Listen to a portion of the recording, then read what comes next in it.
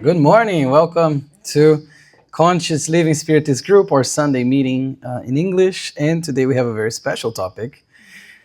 Originally, this public lecture was supposed to happen on June 21st, Sunday, June 21st, Father's Day. When I was talking with Abigail, we're like, "Oh, let's do something for Father's Day. I'll do a lecture on purpose and mission of parenting, specifically for fathers."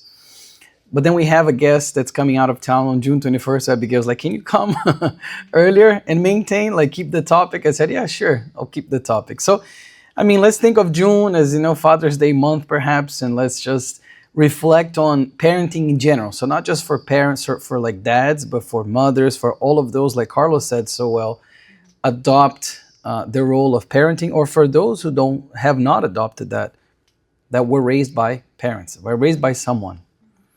And we can understand better this idea of family and the mission, the sacred mission of parenting, or the sacred mission and purpose of parenting, especially when we think of what parenting truly is, or the role of parents in our life, in everybody's lives, our lives, everybody else's lives. But before we talk about parenting, I think we can go from the macro to the micro. Talk about law of society first, because there's this idea that we have this law of society and we are meant to live together. We're meant to live with one another in a society. And we have this question on Spirit's book, question 774, where Kardec's going to ask the spirits whether the ties of family among humankind, so we're talking about family here, are they just because of social customs? Or are these ties, these family ties, a law of nature? And they're going to say, well, there is in man something more than physical wants. There is the necessity of progressing. Social ties are necessary to progress, and social ties are drawn closer by family ties. Talking about two different things here, the social ties and the family ties, which are even closer social ties. For this reason, family ties are a law of nature. God has willed that man should learn through them, through these ties, to love one another as brothers, sisters, as siblings. So the idea here is that when we think about law of society, when we think about parenting, we're thinking about family, but going even further, we have the society. We have societal ties. We have these people like us here, those of us who are not connected by blood, but we live in a society, we live in a community, we have all of our lives are interconnected because we're all children of the same creator. And the law of society exists, or there is a law of society, because in animals, and this is kind of like how the rationale started for this question, in animals, a lot of the times, not all the times, all the times what we see is what not humans, the other animals, what they do is you have that parent, like the mother that has the cub or a little pup, and they're tied by biological ties. So much so that in a lot of the animal kingdom, once the little the little son grows up, the little cub or pup or whatever grows up, it's on its own, and even like abandoned by the family. So there's no ties there. The ties are merely biological. But with man, it's not just a custom. It's not just something that we're mimicking what's happening with animals. We're doing much more than that. So we have this law of society because it's saying God has willed that man should learn through them to love one another. Animals don't have to learn to love one another. We are more advanced than animals, we humans. So we have to learn through one another we have to learn through one another, and that's why we have this law of society, and it's not just a social custom. It's something that goes way beyond that. In question 775, then, still about the family ties. So the next question, what would be the effect upon society of the relaxation of family ties? A relapse into selfishness. So the relaxation of these family ties, which are something that God has wanted for us and created for us, is going to lead into a relapse. When we're thinking about relapse, let's think of on a behavioristic perspective here, something going back to a behavior, going back to something that's not really good or helpful. So relapse into what? Selfishness. Why? Because if there's no family ties, if there's the relaxation of the bonds that unite us, now in this case family, each person is going to be their own selfish being. I'm only going to live for myself. I don't care about anybody else. I don't care about my family. I don't care about friends, anybody. I just live for myself, which is a very selfish way of living, of being. And as we know, selfishness and pride, the big obstacles to moral progress. So directly related to this, if we're having this relaxation of family ties, these family connections, we are necessarily going to hinder our moral progress. This connects very well with the purpose of parenting, the purpose and mission. And when we think of purpose and mission, now starting to talk a little bit more about the specific theme, is that we think of purpose as the why of parents. Why did God create this role? And two, the mission is more the what or the how to parent. How do you do it? What are the ways to do it? 204 in the Spirit's book talks about, now we're talking family ties, we have the immortality of the soul, therefore we have had different existences, consequently we have had different families or different family ties in terms of the flesh. As we have had many existences, do our relationships extend beyond our present existence? It cannot be otherwise. The succession of their corporeal, the spirits, corporeal existences establishes among spirits a variety of relationships, which date back from their former existences. And they go even further to say that this is why sometimes within the same family, you have antipathies or sympathies, likings and dislikes for people within the same family. And that's something that we see that every day. I see that in my work every day. And we see that in our lives. We see that sometimes we have more affinity with some people and not necessarily with others. And with others might be actually the opposite. Might be way more, that we might see way more conflict and things like that. One of the reasons, one of the explanations that can be behind that, and of course each case is unique, is this, because we're dating, these relationships date back to former existences. So therefore, when we think about, if I had somebody who in the past I hurt too much and now we reincarnate, and let's say they are my mom, my father, or my son, whoever, they may already have something there that creates the conflict with me. And we may be thinking, oh my God, I haven't done anything to this person, or this person hasn't done anything to me that would deserve or warrant that. That's why. So these ties often extend, more often than not, extend way, way beyond. Why? Because if we think of family necessarily, it's the closest tie of all. It's the closest tie of all. By blood or not blood, by the way, which is important to mention here as well.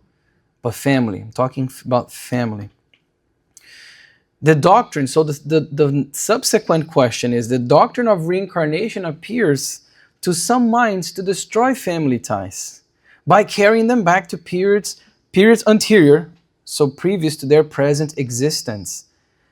In other words, if you're putting together two former enemies under the same roof, now with different fleshly avatars, but under the same roof, aren't you destroying family ties? Aren't you destroying these bonds? That's the rationale for this question. Or are they going to say, no, it extends those ties. It does not destroy them. So it actually extends these ties, because remember what we were talking about, the law society before? We were created in this context to learn from one another and to learn to love one another.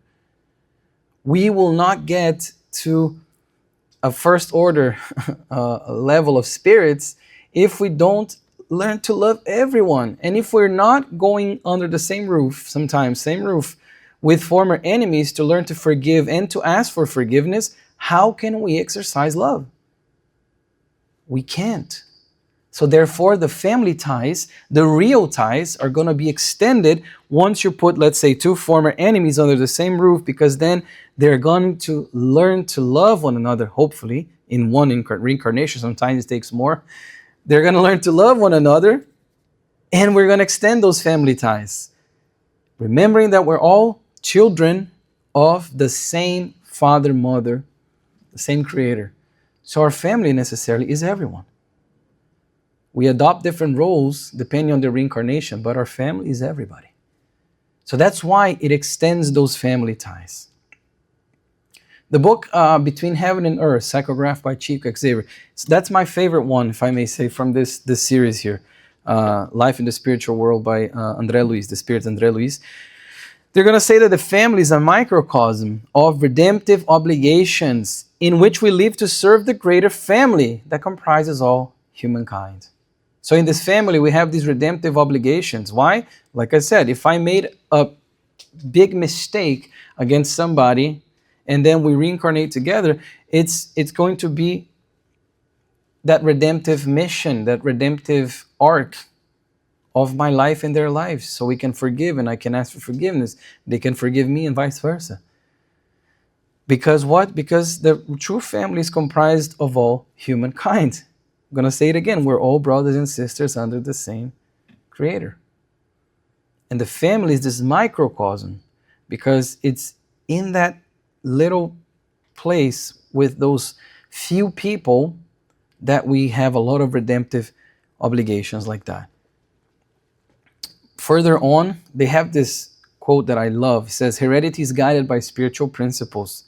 If children find the parents they need, parents in turn receive what they are looking for in their children. There's no injustice.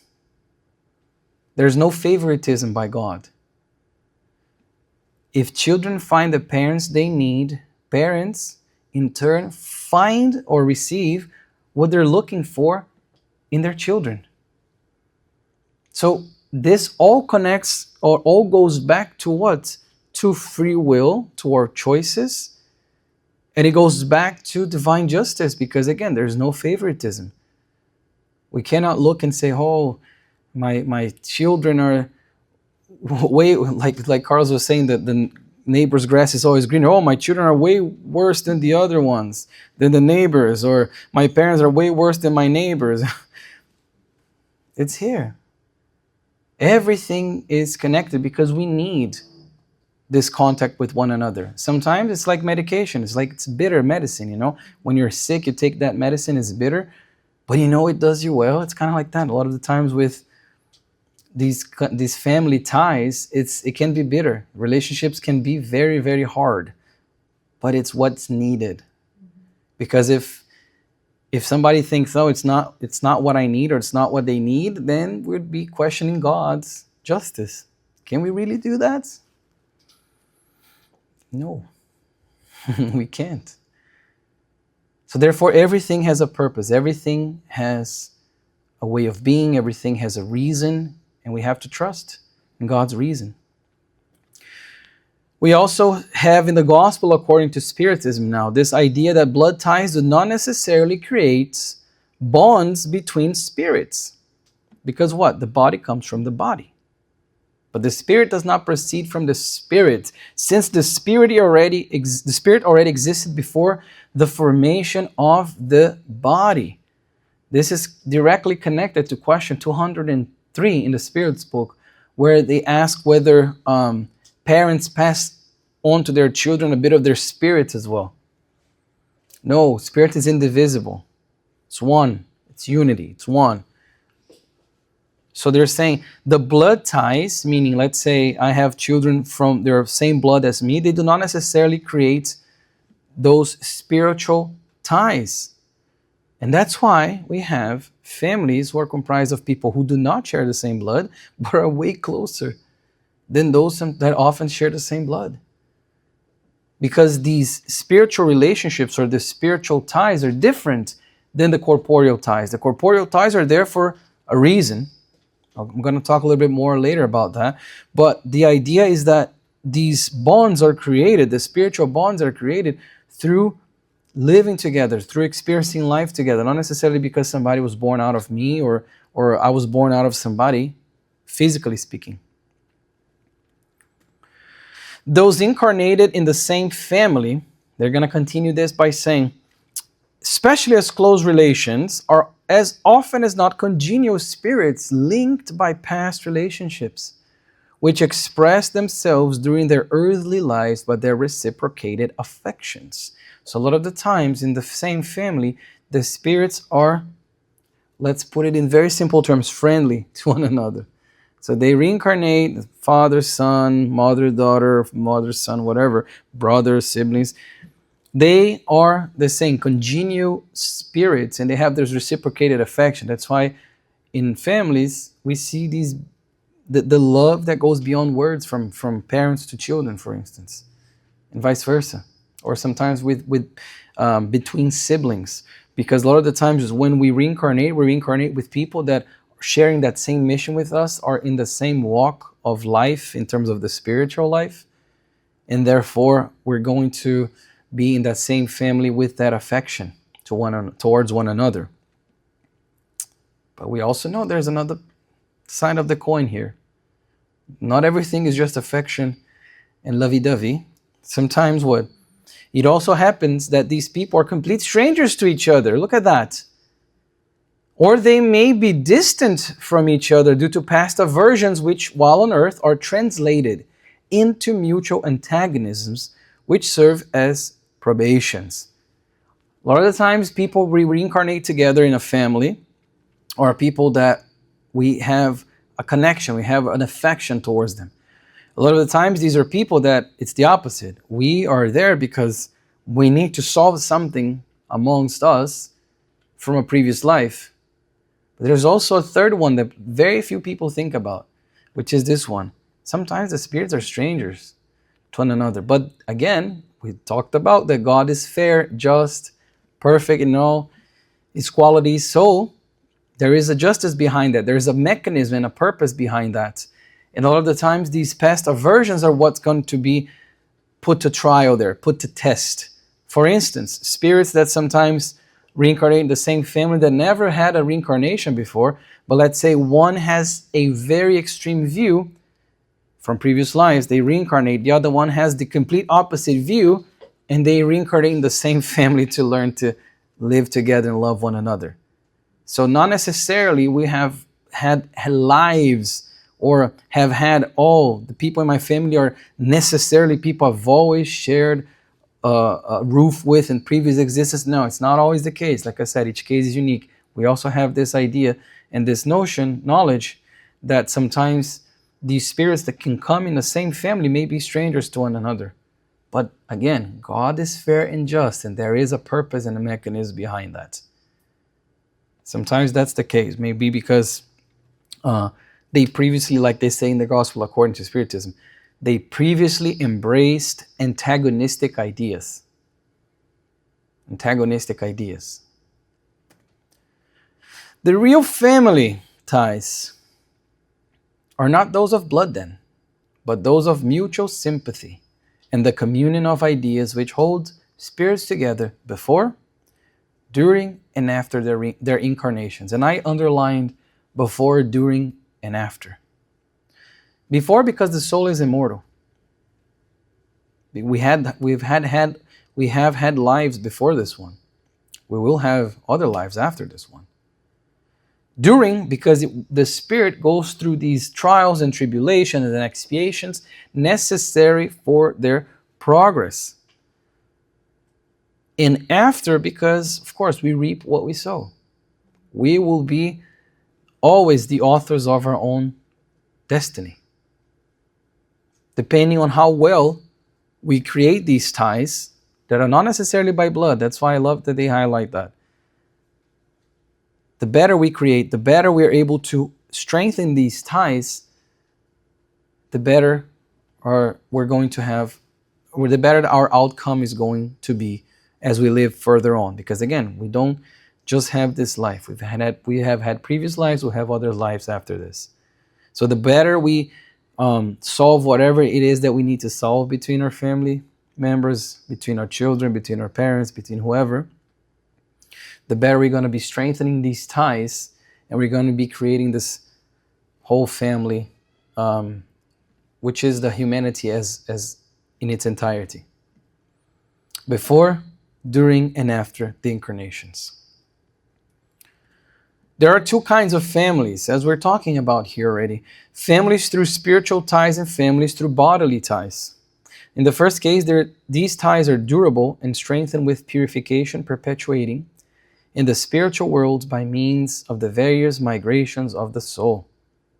So the family ties, as I was mentioning before, some of them created through blood, but it's not just biological, it's not just like animals, as I mentioned. But these are created through, blood, and other ones are created through this idea of, as we're purifying ourselves as spirits, we are creating more and more family ties, and we're evolving as human beings. In the second case, these ties are as fragile as the physical body itself, extinguishing with them, and in many instances dissolving morally, even in the actual existence. Why?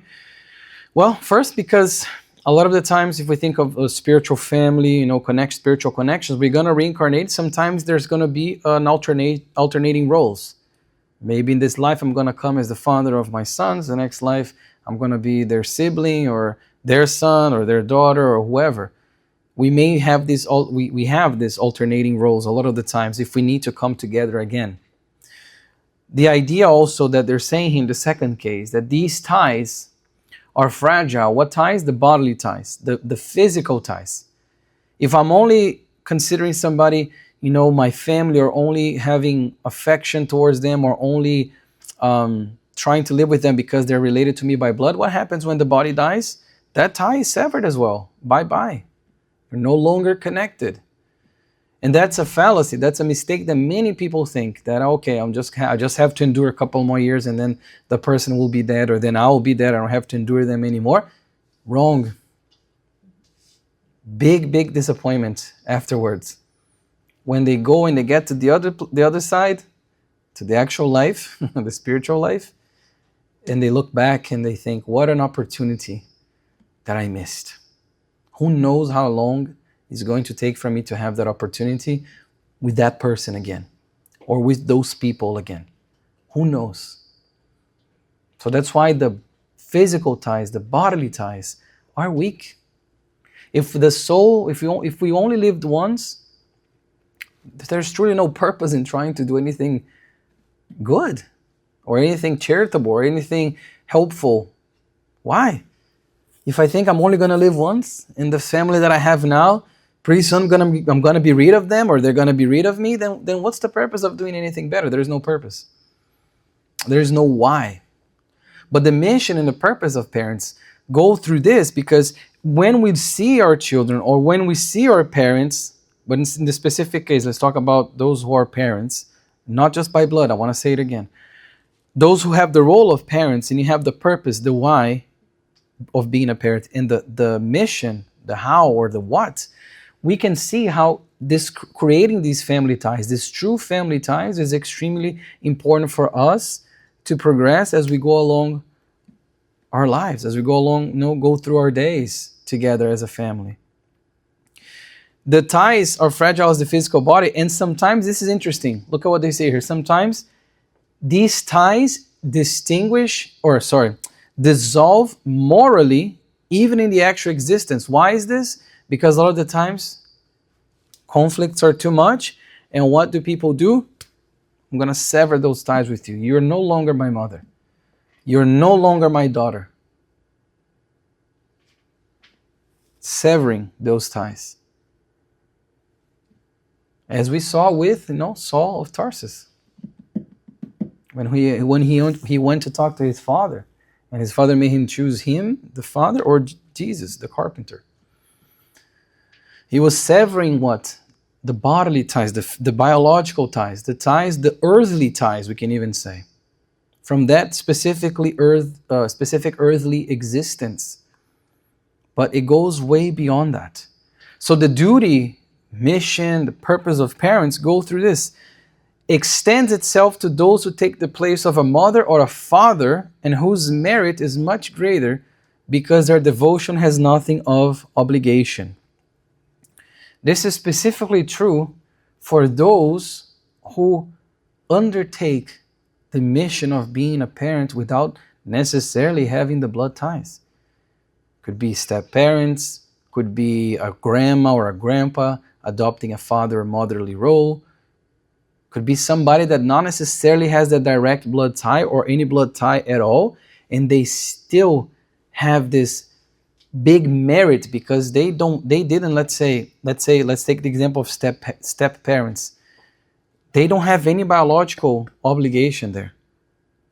Meaning, the person was not from their genes, but when they raise that child with love, with affection, they're saying the merit is even greater because there's no physical or biological connection in place there for like before.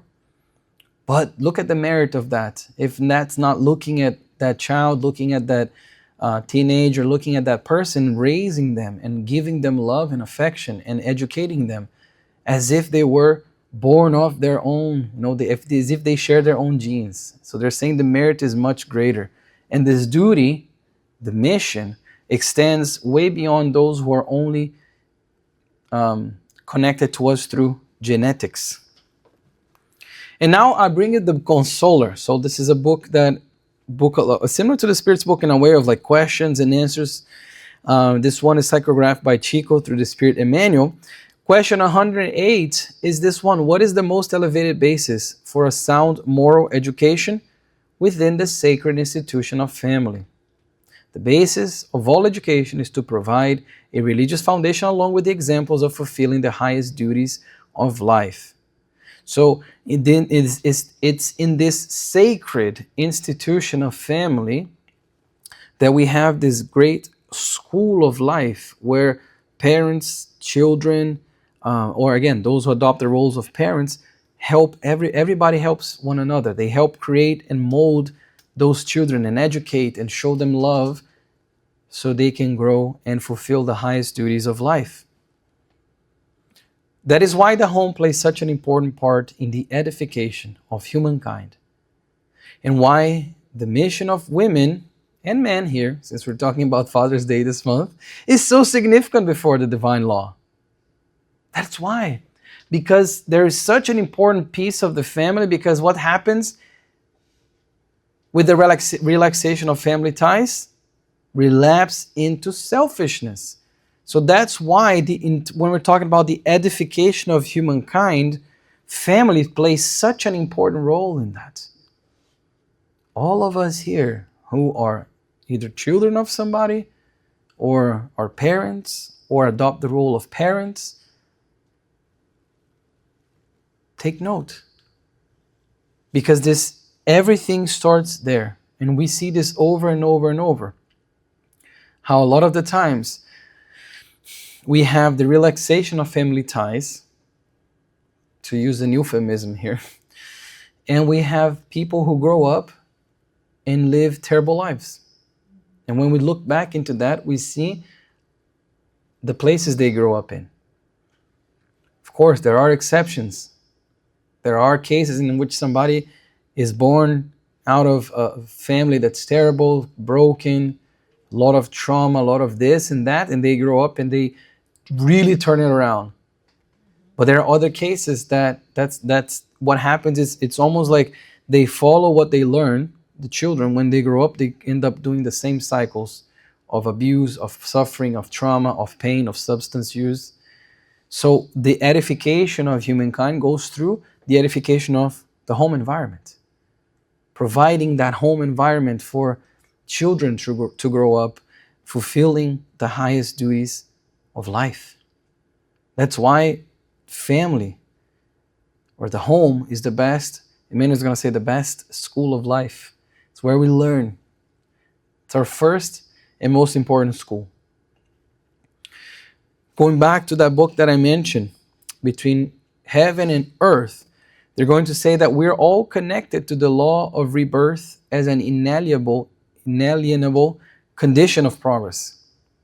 We tackle multiple experiences and we recapitulate them, these experiences, as many times as needed on our grand journey to God.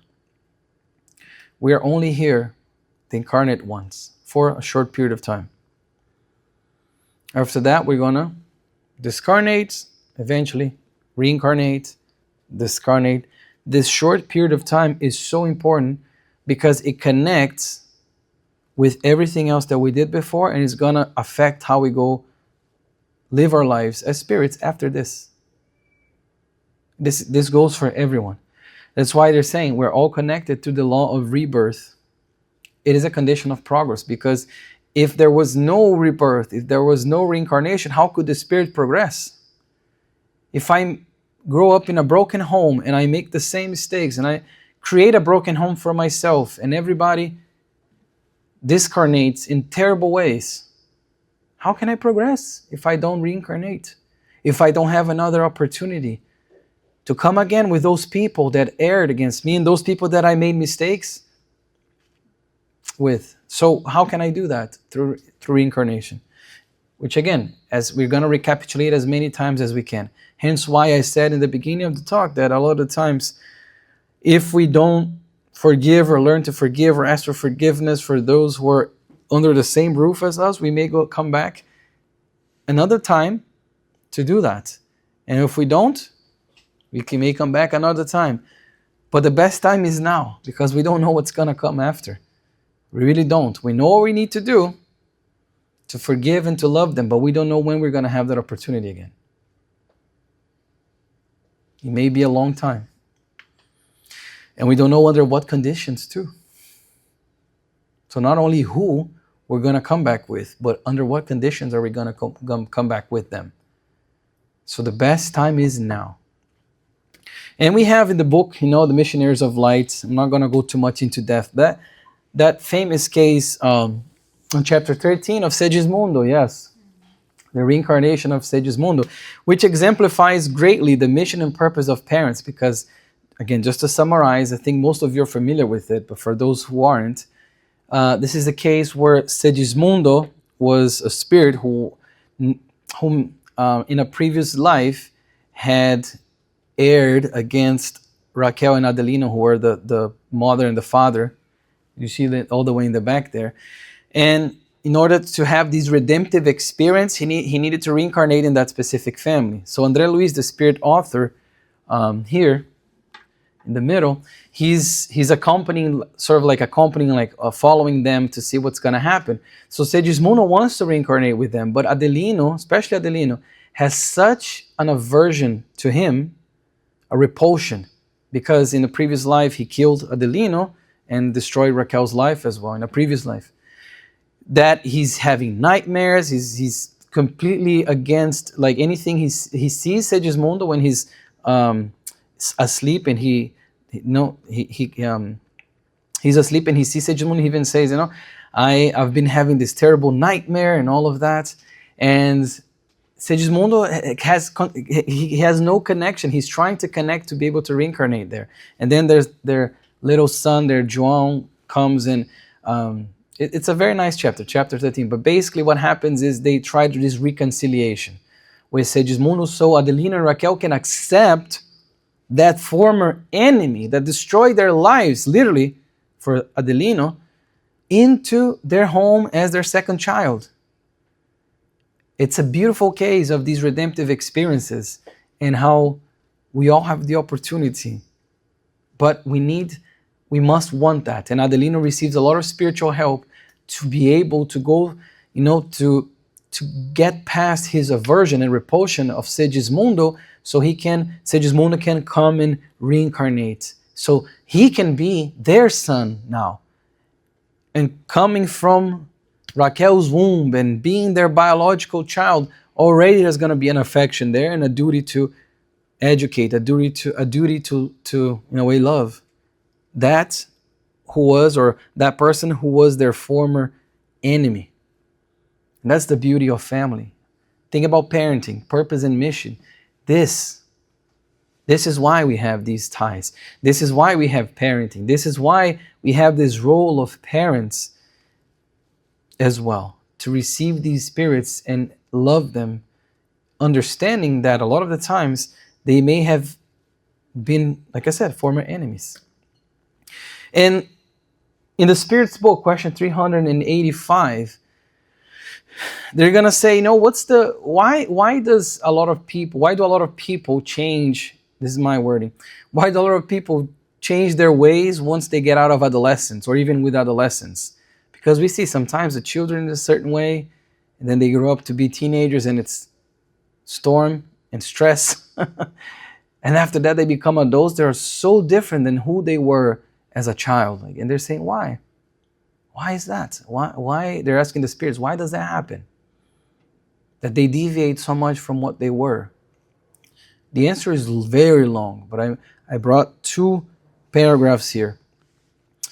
The spirit, regaining possession of himself, shows himself such as he was before his incarnation. You know not the secrets hidden under the seeming innocence of children. You know neither what they are, nor what they have been, nor what they will be.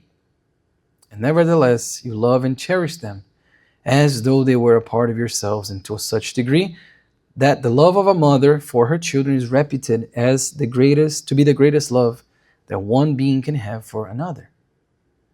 So they're talking about how the spirit regaining possession of himself. In what way? Because as children are growing up, the spirit is going through this process of becoming one, to be very simple, becoming one with the body. Okay? But as they are children, there's still a lot of influence.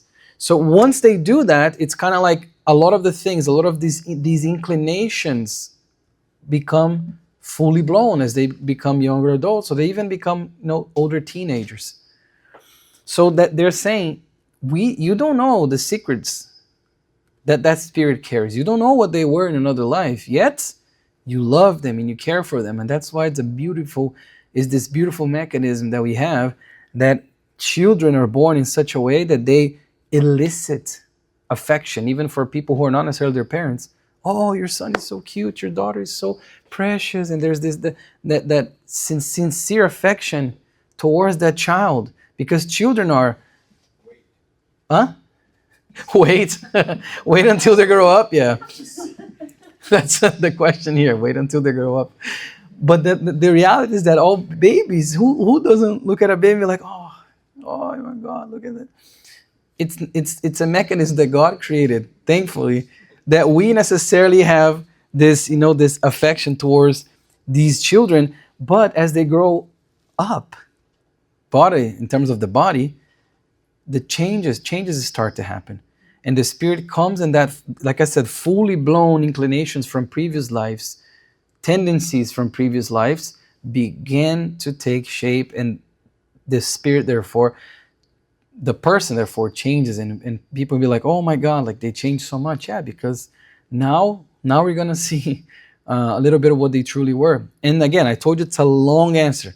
So this is more towards the end. They're going to say, spirits only enter corporeal life in order to improve and purify themselves. Nobody's coming into corporeal life to become worse. Even if by our choices, we may worsen our case, we're not marching back in terms of progress. We may be slowing it through our choices, but we're not marching back. The fragility of the early years renders them flexible and accessible to the counsels of experience and to those who should aid their progress, aka parents. That is a time when one can best reform their character and curb their evil tendencies. Strong word here, evil. Such is the duty that God entrusts to a parent. And I underline and bolded that, a sacred mission for which they will have to answer. A sacred mission for which they will have to answer. When children are children, babies, children, toddlers, younger teens even, it's the duty of the parents to educate them, to love them, to educate through love, to care for them, to show them the way. Why? Because parents are adults. They have lived a little bit more, and it's their duty and their mission to do that, because the children, that spirit that's coming with all those inclinations, is more malleable and accessible, they're saying here, to the councils of experience, to the parents. So even if the spirit is coming with all these, I'm going to use the same terminology here, all of these evil tendencies, when they are growing up in an environment of love, in an environment of trust, of respect, of good parenting, they're going to be more malleable and be able to even curb a lot of those tendencies and improve themselves as well. That's why the role of parents is so important in a child's life. That's why parenting is so important, especially when they're growing up. To be present, to educate them with love. It's a sacred mission for which they will have to answer.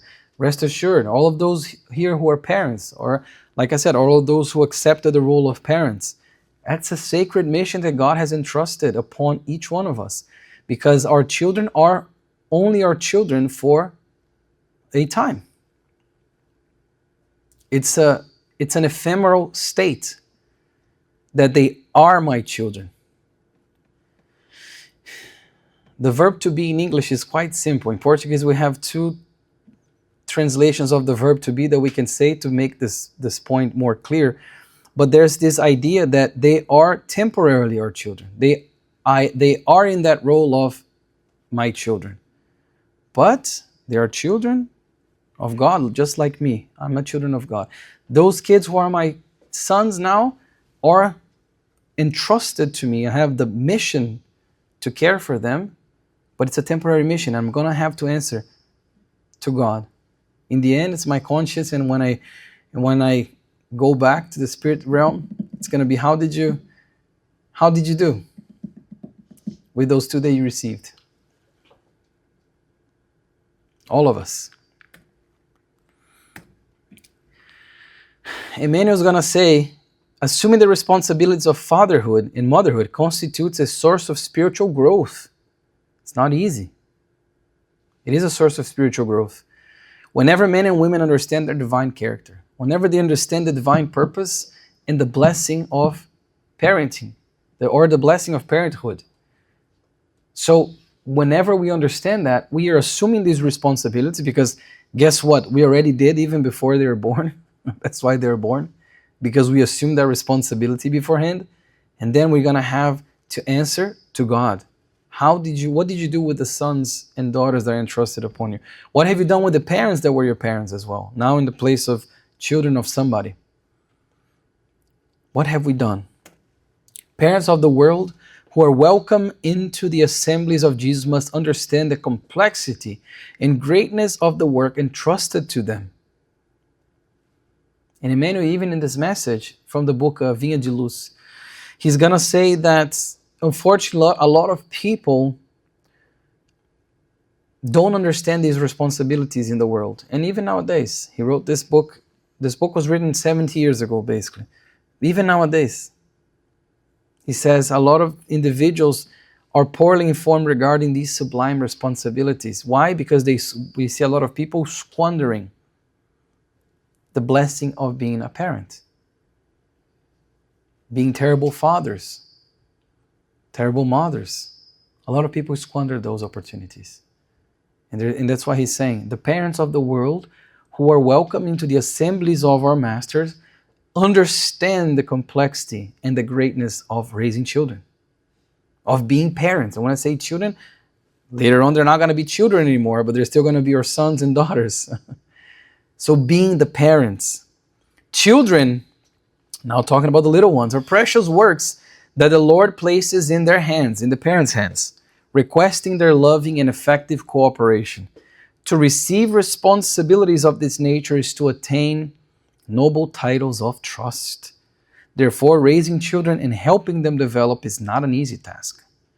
It's not an easy task, and it's not a light task. It's not something that it's just I generated a child, and now it's it belongs to the world. I don't want to take care of it. I don't want to do I want to have anything to do with it.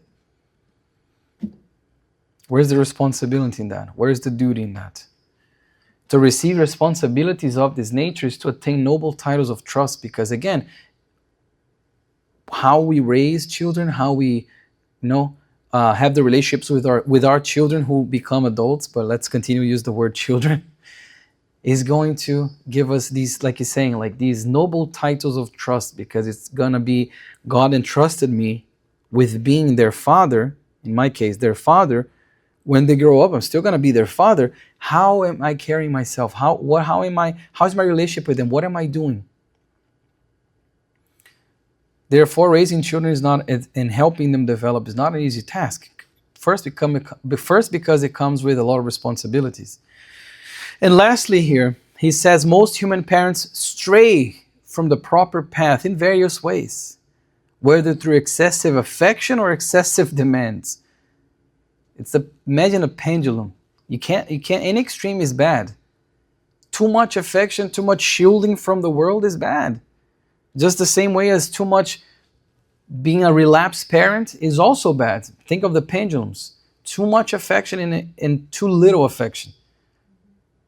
Those are two problems. Yet, in the light of the gospel, all will move toward a new era, understanding that while profound qualities of love are necessary to a father or a mother, above all these virtues must shine the divine gift of balance. Balance. Not too much protection, not too little protection. Think of a pendulum.